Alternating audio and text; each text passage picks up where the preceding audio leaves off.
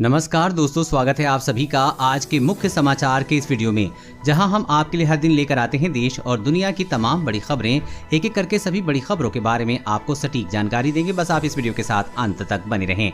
साथ ही आपसे एक छोटी सी रिक्वेस्ट है कि मुझे इस वीडियो को बनाने में बहुत मेहनत लगती है, तो इस मेहनत के लिए वीडियो पर एक लाइक जरूर कीजिएगा। साथ ही वीडियो के नीचे दिए गए इस लाल बटन को दबाकर चैनल को सब्सक्राइब कीजिए और इस घंटी को भी दबाइए ताकि आपको दिन भर की बड़ी खबरों की जानकारी लगातार मिलती रहे।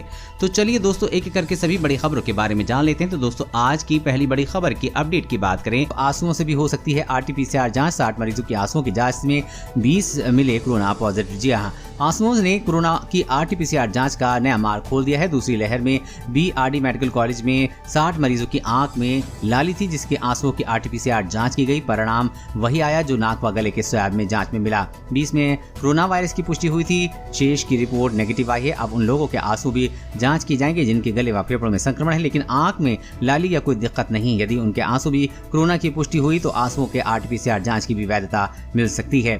और अगली बड़ी खबर की बात करें तो दुश्मनों की खैर नहीं, चीन की चालबाजी से निपटने को भारत तैयार। पूर्वी सिक्किम में सेना के कई जवान हाई अलर्ट पर तैनात। जी हां, पूर्वी सिक्किम में चीनी आक्रमण को रोकने के लिए भारतीय सेना एक बार फिर से हाई अलर्ट पर तैनात है। सेना के जवान किसी भी खतरे का मुकाबला करने के लिए तैयार हैं। इसके अलावा भारतीय सेना के जवानों ने सीमा के सभी मोर्चों पर बोफोर्स तोपों को तैनात कर दिया है ताकि खतरे की किसी भी स्थिति से दुश्मनों पर प्रहार किया जा सके। आपको बता दें कि चीन और भारत की सिक्किम से लगे वाली 226 किलोमीटर की सीमा पर सबसे अधिक खतरा है, इसलिए सबसे अधिक सेना की तैनाती चीन से लगने वाली सीमा पर है। चीन ने पहाड़ को काटकर लंबे रास्ते का निर्माण कर दिया है, जिससे कि टैंकर भी कुछ घंटों में सीमा तक पहुंचाया जाएगा। इसलिए अब भारतीय जवान सतर्क हो गए हैं।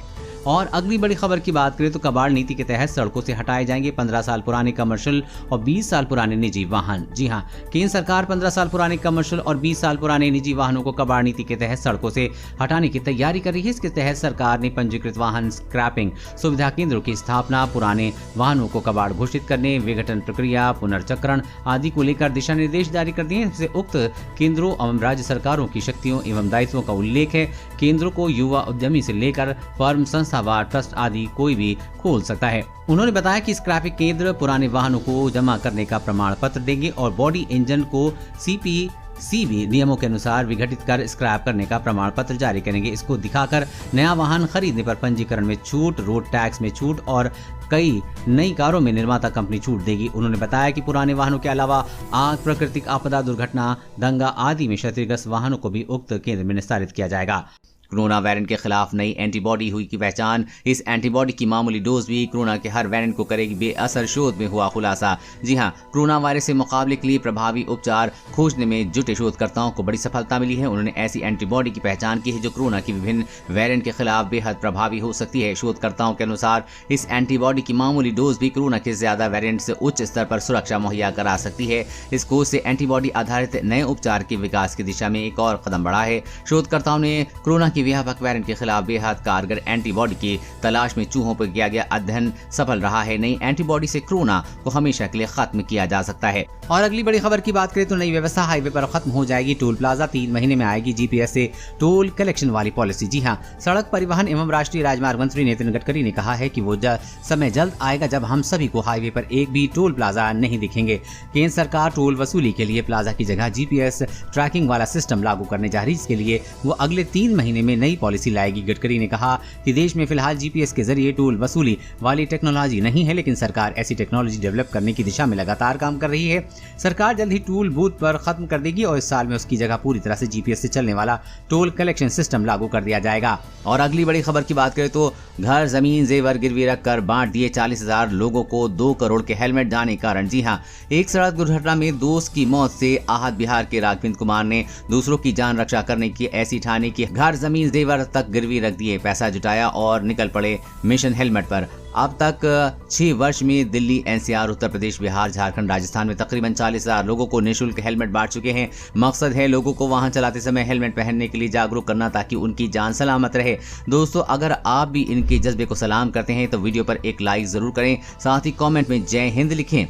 और अगली बड़ी खबर की बात करें तो धूमधाम से कर सकेंगे बेटी की शादी। LIC की स्कीम में रोजाना सिर्फ 121 रुपए करना है निवेश। जी हाँ, अगर आप भी बेटी की खुशकिस्मत पिता हैं तो आपके लिए भारतीय जीवन बीमा निगम ने शानदार स्कीम LIC कन्यादान पॉलिसी पेश की है। ये स्कीम खास तौर पर बेटी के भविष्य और उसकी शादी की जरूरतों को पूरा करने के लिए बनाई गई है।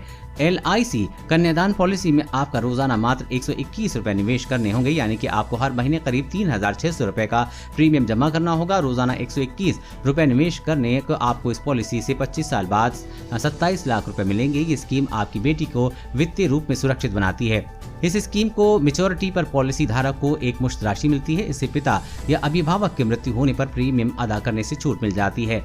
दुर्घटना से मृत्यु की स्थिति में 10 लाख रुपए का तुरंत भुगतान किया जाता है, जबकि सामान्य मृत्यु होने पर 5 लाख रुपए का भुगतान किया जाता है। मैच्योरिटी तब तक हर साल 50,000 रुपए का पेमेंट किया जाता है। मैच्योरिटी के समय पूरी मैच्योरिटी अमाउंट का भुगतान किया जाता है, यानी कि बिना प्रीमियम दिए 25 साल बाद 27 लाख रुपए मिलेंगे। और अगली बड़ी खबर की बात करें, दिल्ली के हालात बिगड़े। अगली लहर से पहले ही अस्पताल में 80% बेड फुल। पोस्ट कोविड मामलों की आई बाढ़। जी हाँ, कोरोना की अगली लहर आने से पहले ही दिल्ली के सरकारी और प्राइवेट अस्पताल गंभीर चुनौतियों का सामना कर रहे हैं। अस्पतालों में 80% तक बिस्तर भर चुके हैं, जहां न सिर्फ कोरोना संक्रमित बल्कि पोस्ट कोविड और नॉन कोविड मरीज भी भर्ती हो रहे हैं, जिसके चलते मरीजों की संख्या काफी तेजी से बढ़ गई है। एम्स सहित सरकारी अस्पतालों की बात करें तो यहाँ मरीजों के लिए वेटिंग भी काफी बढ़ चुकी है। इससे अगली लहर जल्द आने की संभावना बढ़ने लगी है।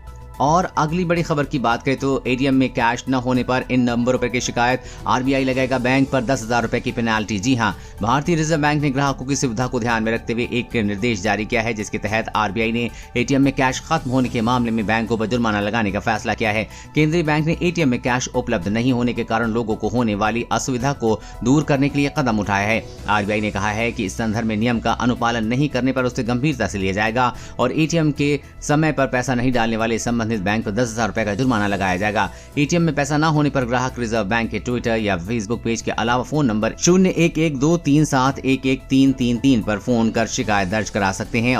और अगली बड़ी खबर की बात करें तो समुद्री जंग को तैयार है जुटा अमेरिका। ट्रायल बम विस्फोट से समुद्र में 3.9 तीव्रता का भूकंप। चिंतित हुए चीन और रूस। जी हां, अमेरिका और चीन के तनाव के मध्य अमेरिकी नौसेना दुनिया के सबसे आधुनिक एयरक्राफ्ट कैरियर USS गोल्ड के पास तीसरी बार बड़ा विस्फोट किया है। ये धमाका इतना जबरदस्त था कि समुद्र में भूकंप के झटके महसूस किए। रिएक्टर पैमाने पर 3.9 तीव्रता का भूकंप दर्ज किया गया है। आखिर अमेरिकी नौसेना ने तीसरी बार इतना बड़ा विस्फोट क्यों किया? तो ये विस्फोट अमेरिका की समुद्री जंग की तैयारी का एक प्रस्तुतिकरण है। अमेरिका इस तरह के परीक्षण करके चीन और रूस पर समान रूप से दबाव बना रहा है। अमेरिकी नौसेना की इस शक्ति प्रदर्शन से ये साफ हो गया है कि यदि उसके समुद्री हितों में कहीं भी कोई रोड़ा बनता है तो उसे अमेरिका के इन बड़े विस्फोटों से गुजरना होगा। और अगली बड़ी खबर की बात करते हैं, कांग्रेस ने मोदी सरकार पर मनरेगा में 935 करोड़ रुपए के घोटाले का लगाया आरोप। सख्त कार्रवाई की मांग। जी हाँ, कांग्रेस ने मनरेगा में 935 करोड़ रुपए का घोटाला होने का आरोप लगाया है। कहा है कि बीते 4 साल में हुए इस भ्रष्टाचार को रोक पाने में सरकार विफल रही है। इसके लिए जिम्मेदारी तय होनी चाहिए। कांग्रेस प्रवक्ता पवन खेड़ा ने मीडिया में आई रिपोर्ट का हवाला देते हुए कहा है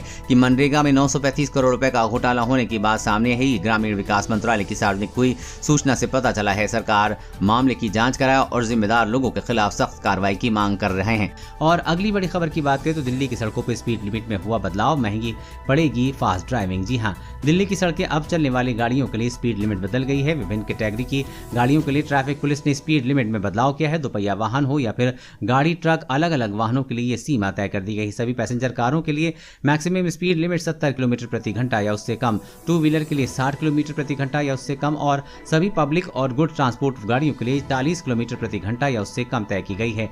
दिल्ली की सड़क पर गाड़ी चलाना अब आसान नहीं रहेगा, क्योंकि अब आपको सड़क के साथ साथ कार की स्पीडोमीटर पर भी नजर रखनी होगी। केंद्र सरकार ने दिल्ली में गाड़ियों की स्पीड लिमिट तय कर दी है। इस स्पीड लिमिट का उल्लंघन करने पर आपको भारी जुर्माना देना पड़ सकता है। और अगली बड़ी खबर की बात करें तो जायडस कैडिला का जनवरी तक 5 करोड़ डोज के प्रोडक्शन का लक्ष्य। कहा वैक्सीन के ट्रायल में नहीं दिखा कोई साइड इफेक्ट। जी हाँ, स्वदेशी रूप में विकसित जायडस कैडिला की कोरोना वैक्सीन ज़ाइकोव-डी को इमरजेंसी इस्तेमाल की मंजूरी मिल गई है। इसे 12 साल या उससे ज्यादा उम्र के लोगों को दिया जाएगा। वहीं आज इसने अपने ट्रायल का डिटेल लोगों के सामने रखा है। कंपनी ने कहा है कि वैक्सीन के ट्रायल में किसी भी तरह का कोई साइड इफेक्ट नहीं दिखा है। कंपनी ने कहा है कि साल में उसका 10 से 12 करोड़ वैक्सीन की डोज बनाने का इरादा है। खास बात यह है कि इस वैक्सीन को बिना नीडल के थर्मोजेट के जरिए दिया जाएगा। ये कुल 3 डोज वाली वैक्सीन होगी।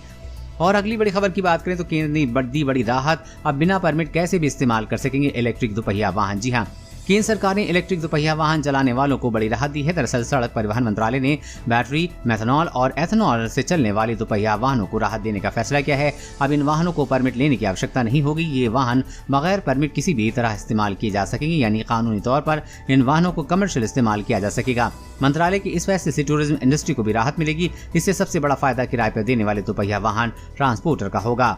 दोस्तों, आज की खबरों में बस इतना ही। इसी तरह हर रोज काम की खबरें जानने के लिए आप हमेशा हमारे साथ जुड़े रहें। हमारे साथ जुड़ने के लिए वीडियो के नीचे दिए गए इस लाल बटन को दबाएं, साथ ही इस घंटी को भी दबाइए ताकि आपको हर खबर की सटीक जानकारी मिल सके। जय हिंद, धन्यवाद।